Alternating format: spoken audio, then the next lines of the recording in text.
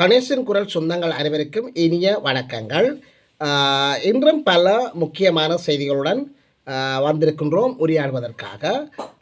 300 kilo கஞ்சா, 300 kilo கொரோயினுடன் மாலத்தீவில் ஒரு கப்பல் சிக்கியது. இதுவரை காலமும் படகு மூலம்தான் கடத்தி கொண்டு வந்து அந்த படகுகள் மூலம் கைப்பற்றப்படுகின்றது. அதாவது 100 கிலோ 200 கிலோ என்று சொல்லி கைப்பற்றப்படுவது வழமையான சம்பவமாக காணப்படுகின்றது. அதாவது நேற்று முன்தினம் ஒரு கப்பல் சிக்கியிருக்கின்றது.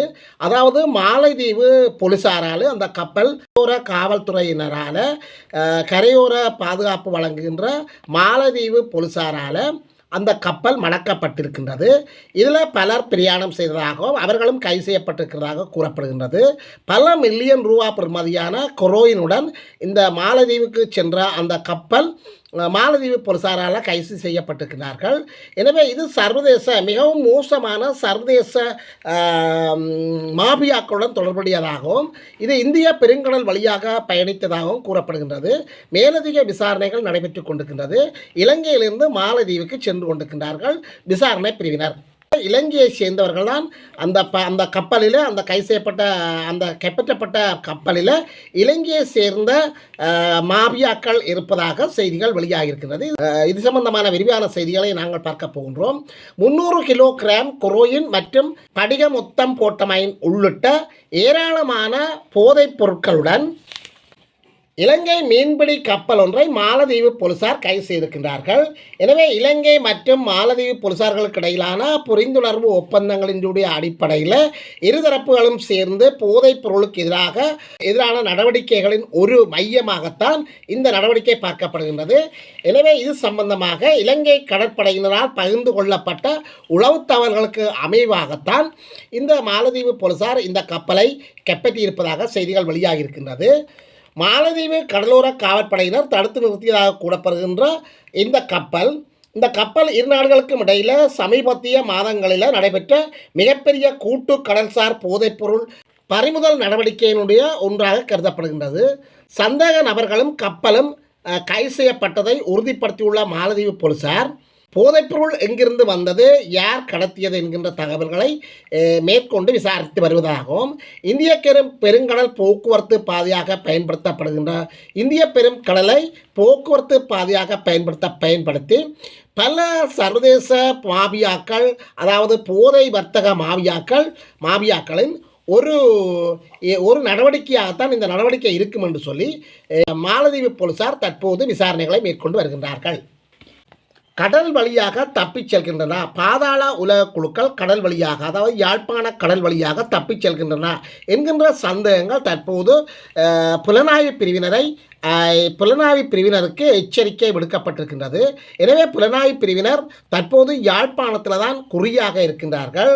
தென்பகுதியில் பாதாள உலக குழுக்கள் சூடுகளை நடத்திவிட்டு, துப்பாக்கிச் சூடுகளை நடத்திவிட்டு அல்லது மோசமான செயல்களை செய்துவிட்டு மனித குலத்துக்கு எதிரான பல்வேறு சம்பவங்களை செய்துவிட்டு இந்த பாதாள உலக குழுக்கள் யாழ்ப்பாணத்தில் வந்து தங்கியிருந்து யாழ் கடல் நீரேரி வழியாக இந்தியாவுக்கு தப்பிச் செல்கின்றார்களா என்ற சந்தேகத்தை தென்பகுதியில் உள்ள புலனாய்வு பிரிவினர்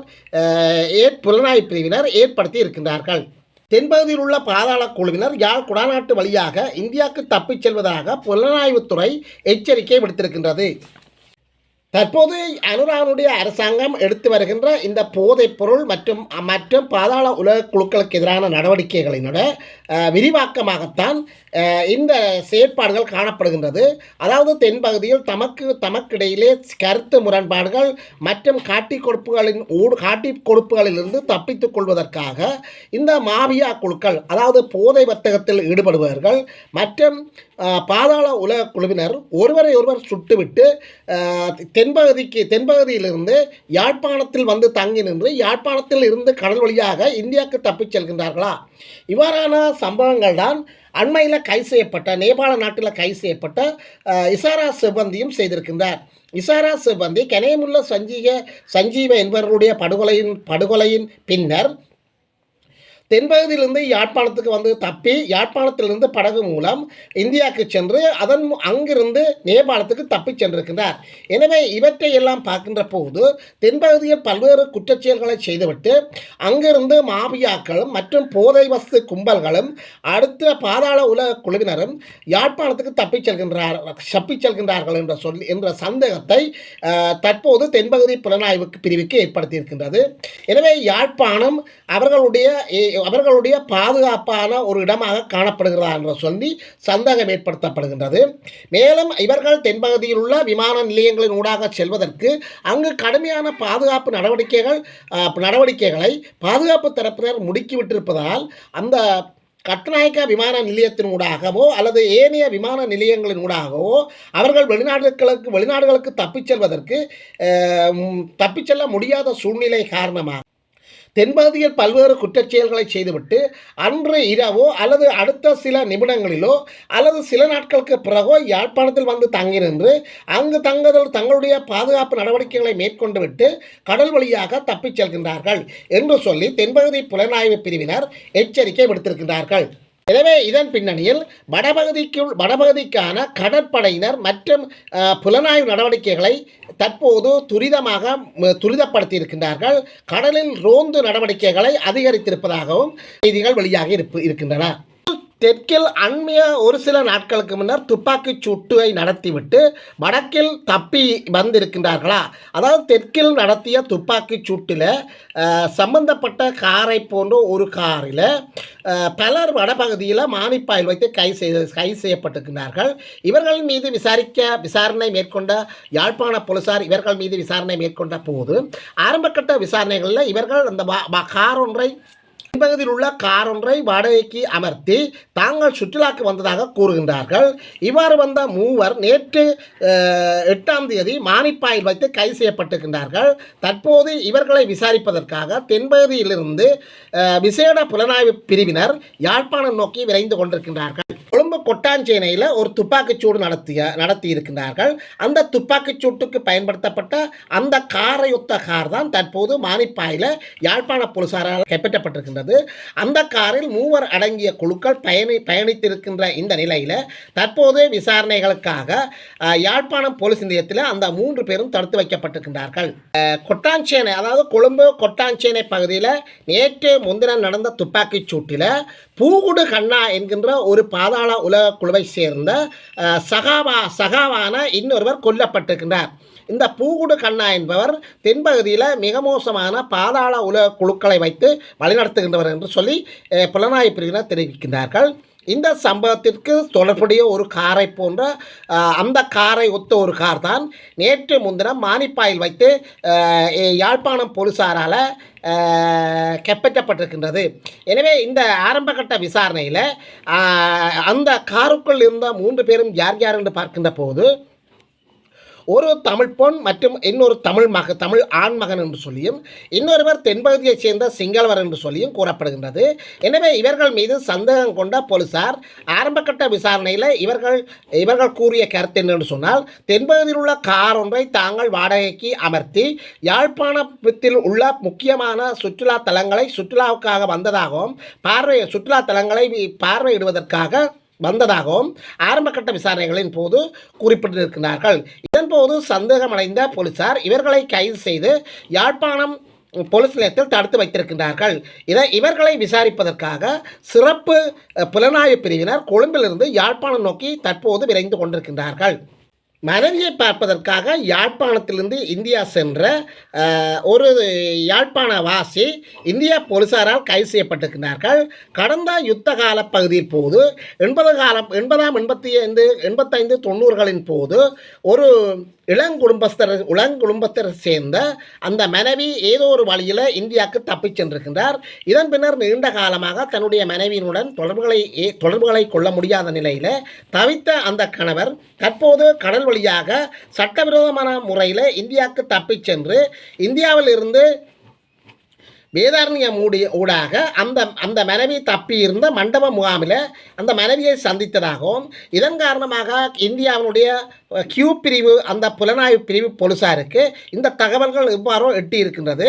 எனவே இந்த எட்டின தகவல்களுக்கு அமைய கியூ பிரிவு போலீஸார் மண்டப முகாமில் வந்து அங்கே பரிசோதனை மேற்கொண்ட போது இந்த யாழ்ப்பாணம் பல்வெட்டுத்துறையைச் சேர்ந்த இந்த கணவர் அகப்பட்டிருக்கின்றார். எனவே இது உண்மையில் ஒரு சோகத்தை ஏற்படுத்திய ஒரு சம்பவமாக காணப்படுகின்றது. தன்னுடைய மனைவியை சந்தித்து சில நாட்களின் பின்னர் இவர் கைது செய்யப்பட்டிருக்கின்றார். எனவே இவர்களுடைய எதிர்காலம் எவ்வாறு இருக்கும் என்று சொல்லி உண்மையில் நாங்கள் சற்று சிந்திக்க வேண்டியிருக்கின்றது. எனவே இந்த மனைவி தற்போது யாழ்ப்பாணத்துக்கு வந்து வரக்கூடிய நிலைமைகள் இருக்கின்றது. ஏன் இவ்வாறு செய்தார் என்பது தெரியாத ஒரு சம்பவமாக இருக்கின்றது. தற்போது இந்தியாவில் இருக்கின்ற இலங்கை அகதிகளை இலங்கைக்கு அனுப்புவதற்கான நடவடிக்கைகள் தற்போது படிப்படியாக மேற்கொண்டு வருகின்றது. பலர் அவ்வாறு இலங்கைக்கு வந்திருக்கின்றார்கள். இந்த நிலையிலே ஏன் இவருடைய மனைவி இந்தியா மண்டப முகாமில் தடுத்து வைக்கப்பட்டிருந்த நிலையில் இலங்கைக்கு இவர் ஏன் வரவில்லை என்பது புரியாத ஒரு புதிராகத்தான் இருக்கின்றது. தற்போது இந்த பொண்ணை பார்ப்பதற்கு சென்ற இந்த இளங்குடும்பத்தர் இந்தியா கியூ பிரிவு போலீசாரால் கைது செய்யப்பட்டு நீதிமன்றத்தில் பாரப்படுத்தப்பட்ட நிலையில் தற்போது சிறை வைக்கப்பட்டிருக்கின்றார். அனுரா அரசாங்கத்தினுடைய வரவு செலவு திட்டம் அண்மைய ஒரு சில நாட்களுக்கு முன்னர் வெளியிடப்பட்டிருந்தது. எனவே இந்த வரவு செலவு திட்டத்தில் பாதுகாப்புக்கு அதிக நிதி ஒதுக்கப்பட்டிருக்கின்றது என்று சொல்லி கூறப்படுகின்றது. தற்போது யுத்தங்கள் ஓய்ந்து அமைதியான நிலைமையில் ஏன் பாதுகாப்பு தரப்பினருக்கு அல்லது பாதுகாப்பு பிரிவுக்கு இவ்வளவு பண ஒதுக்கீடு என்று சொல்லி அச்சப்படுகின்ற நிலையில் பல அரசியல் அவதானிகள் இது சம்பந்தமான அதிருப்தியை வெளியிட்டிருக்கின்றார்கள். நாடு பொருளாதார நிலையில் படு பாதாளத்துக்கு சென்று கொண்டிருக்கின்றது. நாடு பொருளாதார சரிவை சந்தித்து கொண்டிருக்கின்றது. மக்கள் உணவின்றி அந்தரிக்கின்றார்கள். அன்றாட வாழ்க்கைக்கே மக்கள் மிகுந்த கஷ்டப்படுகின்ற சூழ்நிலையில் அரசாங்கம் ஏன் இவ்வாறு பாதுகாப்பு தரப்பினருக்கு அளவுக்கு அதிகமான பல மில்லியன் கணக்கான ரூபாய்களை ஒதுக்கி இருக்கின்றது. அதாவது கடந்த பாதீட்டை விட 12 மில்லியன் ரூபாய்க்கு மேல் இந்த 2022 என்பிபி அரசாங்கத்தில் தேசிய மக்கள் சக்தியினுடைய 2வது வரவு செலவு திட்டத்தில் 12 மில்லியன் ரூபாய்க்கு மேல் ஒதுக்கப்பட்டிருக்கின்றது. அதாவது ஏற்கனவே 2025ஆம் ஆண்டு ஒரு பாதீடு ஒன்றை அவர்கள் சமர்ப்பித்திருந்திருக்கிறார்கள். இந்த பாதீட்டில் பாதுகாப்பு தரப்பினருக்கு ஒதுக்கப்பட்ட மில்லியன் ரூபாய்களை விட 12 மில்லியன் ரூபாயை 2026ஆம் ஆண்டு அதாவது ஒரு சில நாட்களுக்கு முன்னர் 2வது பாதீட்டில் அதிகரிக்கப்பட்டிருக்கின்றது. இந்த அதிகரிப்பு சம்பந்தமாகத்தான் பல்வேறு அரசியல் ஆய்வாளர்கள் விமர்சனத்தை முன்வைத்திருக்கின்றார்கள், விரக்தியை முன்வைத்திருக்கின்றார்கள், அதிருப்தியை முன்வைத்திருக்கின்றார்கள். தேசிய மக்கள் சக்தி அரசாங்கத்தினுடைய 2வது வரவு செலவு திட்டம் நேற்று முன்தினம் ஜனாதிபதி அனுரா குமார திசாநாயக்காவால் பாராளுமன்றத்தில் சமர்ப்பிக்கப்பட்டது. இதில் 2025ஆம் ஆண்டுக்கான வரவு செலவு திட்டத்தின் பார்க்க 2026ஆம் ஆண்டில் 12 மில்லியன் ரூபாய்களால் அதிகரிக்கப்பட்டிருக்கின்றது. எனவே அனுரா அரசின் 2026ஆம் ஆண்டிற்கான பாதீட்டில் 455 மில்லியன் ரூபாய்கள் பாதுகாப்பு செலவினத்துக்காக ஒதுக்கப்பட்டிருந்தது. இது நடப்பு ஆண்டுடன் 2025ஆம் ஆண்டுடன் ஒப்பிடுகின்ற போது 12 மில்லியன் ரூபாவால் அதிகரிக்கப்பட்டிருக்கின்றது. வரவு செலவு திட்டத்தினுடைய துண்டுவிழும் தொகையாக 1757 மில்லியன் ரூபாய் மதிப்பிடப்பட்டுள்ள நிலையில் அதனை சீர்வு செய்வதற்காக ஆசியா அபிவிருத்தி வங்கி உள்ளிட்ட கடன் வழங்குநர்களின் உதவியை நாட வேண்டி இருக்கின்றது. நிலைமை இவ்வாறு இருக்க யுத்தம் அற்ற சூழலில் இவ்வாறான ஒதுக்கீடுகள் தேவையற்ற ஒன்றாக அமைவதாக அரசியல் அவதானிகள் எச்சரித்திருக்கின்றார்கள். இதனிடையே தமிழ் அரசியல் கைதிகளுடைய விடுதலை மற்றும் காணி விடுவிப்பு இனப்பிரச்சனைக்கான தீர்வு திட்டத்தில் எந்த விடயங்களும் இந்த வரவு செலவு திட்டத்தில் உள்ளடக்கப்படவில்லை என்று சொல்லி தமிழ் அரசியல் கட்சிகள் அதிருப்தியை வெளியிட்டிருக்கின்றார்கள். வடக்கில் இடியுடன் கூடிய கனமழைக்கு வாய்ப்பு இருக்குன்னு சொல்லி வளிமண்டலவியல் திணைக்களம் எச்சரிக்கை விடுத்திருக்கின்றது. வடமாகாணம் உட்பட நாட்டின் ஏனைய மாகாணங்களில் இடியுடன் கூடிய கனமழைக்கு வாய்ப்புள்ளதாக வளிமண்டலவியல் திணைக்களம் எச்சரிக்கை விடுத்திருக்கின்றது. இடியுடன் கூடிய மழை பெய்யுகின்ற வேளைகளிலே அப்பிரதேசங்களில் கடுமையான காற்றுக்கள் வீசக்கூடும் என்று சொல்லியும் மக்கள் அவதானமாக இருக்கும்படி வளிமண்டலவியல் திணைக்களம் எச்சரிக்கை விடுத்துள்ளது. மாகாண சபை தேர்தலில் அரசுக்கு நாட்டமில்லை என்று சொல்லி தமிழரசு கட்சியினுடைய பாராளுமன்ற உறுப்பினர் சிவஞானம் ஸ்ரீதரன் எச்சரிக்கை விடுத்திருக்கின்றார்.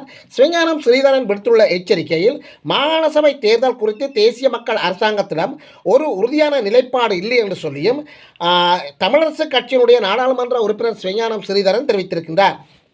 ஐஸ் போதையுடன் கைது செய்யப்பட்ட மன்னம்பேரியினுடைய பல சொத்துக்கள் அரசுடைமையாக்கப்பட்டிருக்கின்றது. அண்மைய சில நாட்களுக்கு முன்னர் மன்னம்பேரி என்கின்ற மித்தனியா பகுதியில் உள்ள தலவா என்கின்ற பிரதேசத்தில் மன்னம்பேரி என்பவர் கைது செய்யப்பட்டிருக்கின்றார். இவருடைய வீட்டில் 2 கண்டெய்னர்களில் ஐஸ் போதைப் பொருட்கள் மீட்கப்பட்டிருக்கின்றது. எனவே இவர் பல அரசியல்வாதிகளுடன் தொடர்புகளை ஏற்படுத்தியிருப்பதாக தற்போது விசாரணைகளில் தெரிய வருகின்றது. இதே வேளையில் இவருடைய வீட்டை நேற்று முன்தினம் பரிசோதனை செய்த குற்றப்புலனாய்வு பிரிவினர் இவருடைய வீட்டில் நின்ற 3 வாகனங்களை அதிரடியாக கையகப்படுத்தியிருக்கின்றார்கள். ஒரு பேருந்து மற்றும் ஒரு கார் மற்றும் கப்ரக வாகனம் ஆகியவற்றை இந்த விசேட அதிரடிப்படையினர் அதாவது குற்றப்புலனாய்வு பிரிவினர் கைப்பற்றி இருக்கின்றார்கள். போலீஸ் காவலில் வைக்கப்பட்ட சம்பத் மன்னம்பேரிக்கு சொந்தமானவையாக கூறப்படுகின்ற 3 வாகனங்களை போலீஸ் பறிமுதல் செய்திருக்கின்றது. எனவே பாதாள உலக குழுக்கள் மற்றும் போதை வஸ்து கடத்தலில் ஈடுபடுபவர்கள் தாங்கள் தொடர்ந்தும் சுகபோக வாழ்க்கையை வாழலாம், தங்களை எதிர்ப்பாரும் இல்லை, தங்களுக்கு மிஞ்சின யாரும் இல்லை என்று சொல்லி இதுவரை காலமும் கொக்கரித்து உண்மையில் அவர்கள் ஒரு வாழ்க்கையை வாழ்ந்து கொண்டிருக்கின்றார்கள்.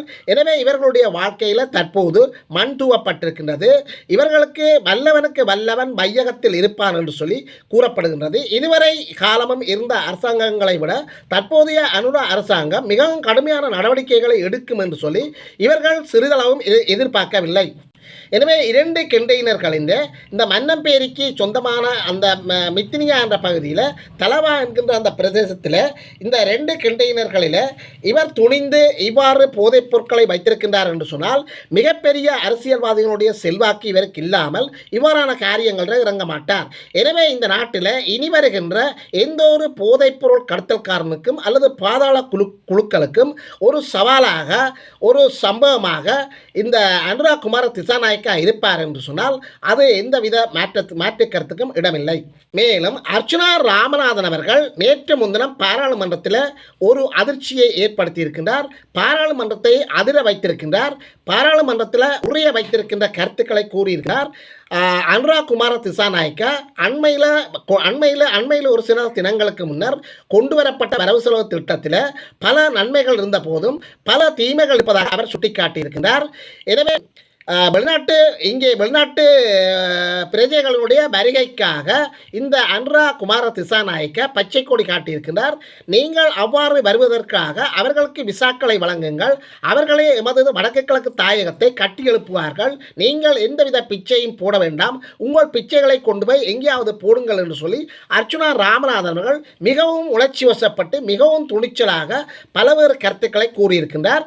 அவர் தன்னுடைய கருத்துக்களை கூறுவதற்கு முதல் இந்த நவம்பர் மாதம் மாவீரர் தினம் என்று சொல்லியும் இந்த மாவீரர் தினத்தில் மாவீரர் எமக்காக உடல்களை ஆகுதியாக்கிய மாவீரர்களை தான் மனதில் நினைத்து கொண்டு இந்த உரையை ஆற்றுவதாக அவர் துணிச்சலாக பாராளுமன்றத்தில் தன்னுடைய கருத்துக்களை தெரிவித்திருக்கின்றார். இதன்போது நான் இவ்வாறு கருத்துக்களை கூறுவதால் நீங்களுக்கு ஆத்திரம் வரும், கோபம் வரும், என்னை நீங்கள் சுட்டு தள்ளக்கூடிய சூழல் கூட வரும் என்று சொல்லியும் அவ்வாறு சுட்டு தள்ளிவிட்டு வேறு யாரிடம்தான் நீங்கள் குற்றச்சாட்டுக்களை முன்வைப்பீர்கள் என்று சொல்லியும் என்னை நீங்கள் சுட்டுவிட்டு நாமல் ராஜபக்ச மீது குற்றத்தை போடுவீர்கள் என்று சொல்லியும் நீங்கள் போடுங்கள், என்னை சுடுங்கள் என்று சொல்லி அவர் துணிச்சலாக பாராளுமன்றத்தை அதிர வைத்திருக்கின்றார். மேலும் வடக்கு கிழக்கில் நடைபெறுகின்ற பல்வேறு ஊழல் மோசடிகள் மற்றும் பாதாள உலக குழுக்களின் செயற்பாடுகளுக்கு முற்றுப்புள்ளி வைக்கவில்லை என்று சொல்லி மிகப்பெரிய ஒரு குற்றச்சாட்டை ஆதாரத்துடன் முன்வைத்திருக்கின்றார். யாழ்ப்பாணத்தில் உள்ள பிரபலமான வைத்தியசாலைகள் 2இல் நடைபெறுகின்ற ஊழல் மோசடிகள் சம்பந்தமாகவும் தன்னிடம் ஆதாரம் இருப்பதாக அவர் அந்த பாராளுமன்றத்தில் நேற்று முன்தினம் உரை நிகழ்த்துகின்ற போது ஒரு அதிர்ச்சியான கருத்தை வெளியிட்டிருக்கின்றார். இந்த கருத்துக்கள் யாவற்றுக்கும் ஆதாரம் இருக்கிறது என்று சொல்லி அவர் தன்னுடைய ஆதாரத்தையும் அங்கு தூக்கி அந்த பைல்களை காட்டியிருக்கின்றார். எனவே என்னிடம் ஆதாரத்தை கொண்டு வாருங்கள் என்று சொல்லி நீங்கள் கோருகின்றீர்கள். எனவே இந்த அரசாங்கம் கூட ஊழல் மோசடிகளாகத்தான் இருக்கின்றது. முன்னைய அரசாங்கங்களினுடைய ஊழல் மோசடிகளை விசாரிக்கின்ற உங்களுடைய அரசாங்கத்தில் உள்ள பல அமைச்சர்கள், பல முக்கியமான அமைச்சர்கள் ஊழல் மோசடிகளில் ஈடுபடுகின்றார்கள் என்று சொல்லி கூறுகின்றார். இந்த அரசாங்கத்தில் இருக்கின்ற பல உத்தியோகத்தர்கள், பல சுகாதார பிரிவினர்கள் ஊழல் மோசடிகளில் ஈடுபடுவதாக அர்ச்சுனா ராமநாதன் அவர்களுடைய பெயர்களையும் அங்கு நடைபெற்ற சம்பவங்களையும் அதற்கான முழுமையான ஆதாரங்களையும் பாராளுமன்றத்தில் நேற்று புட்டு வைத்திருக்கின்றார். எனவே வடக்கு மாகாணத்தில் இடம்பெறுகின்ற 2 மருத்துவர்களுடைய பெயரை இந்த இடத்திலே அவர் சுட்டிக்காட்டி அவர்கள் வடமாகாணத்துக்கு வந்த அபிவிருத்தி திட்டங்களில் பல மில்லியன் ரூபாய்களை கொள்ளையடித்திருக்கின்றதாகவும் அவர்கள் பொய்யான ஒரு வங்கி கணக்கை கிரியேட் பண்ணி அந்த வங்கி கணக்கில் பல மில்லியன் ரூபாய்களை போட்டிருக்கிறதாகவும் அந்த வங்கி இலக்க கணக்கை கூட அவர் பாராளுமன்றத்தில் ஒப்பித்திருக்கின்றார். எனவே பல்வேறு குற்றச்சாட்டுகளுடன் வடமாகாணத்தில் இருக்கின்ற அந்த மருத்துவமனைகளில் இருக்கின்ற மருத்துவ மாபியாக்களுக்கு எதிராக நீங்கள் நடவடிக்கை எடுப்பீர்களா எடுக்க மாட்டீர்களா என்பதை துணிச்சலாக குரல் கொடுத்திருக்கின்றார். எனவே இவ்வாறான குரல் கொடுக்கின்ற ஒரே ஒரு ஆளாக அர்ச்சுனா ராமநாதன் தான் இருப்பார். இதன் மூலம் பாராளுமன்றத்தை நேற்று முன்தினம் அதிர வைத்திருக்கின்றார். இதுபோன்ற செய்திகளை பார்ப்பதற்கு கணேசன் குரலுடன் தொடர்ந்தும் இணைந்திருங்கள். எமது கணேசன் குரலுக்கு இதுவரை நீங்கள் புதியவராக இருந்தால் மறக்காமல் சப்ஸ்கிரைப் பண்ணுங்கள், ஷேர் பண்ணுங்கள், கமெண்ட்ஸ் பண்ணுங்கள். மறக்காமல் அருகில் இருக்கின்ற அந்த லைக் பட்டனை கிளிக் பண்ணுங்கள். அருகில் இருக்கின்ற பெல் ஐகானை கிளிக் பண்ணி நாங்கள் போடுகின்ற காணொலிகள் அனைத்தையும் உடனுக்குடன் பார்க்கக்கூடியவாறான நோட்டிஃபிகேஷனை ஏற்படுத்திக் கொள்ளுங்கள். தொடர்ந்தும் கணேசன் குரல் காணொலியுடன் இணைந்திருங்கள். மீண்டும் ஒரு காணொலியில் உங்களிடம் சந்திக்கும் வரை உங்களிடமிருந்து விடைபெற்றுக் கொள்கின்றேன். நன்றி, வணக்கம்.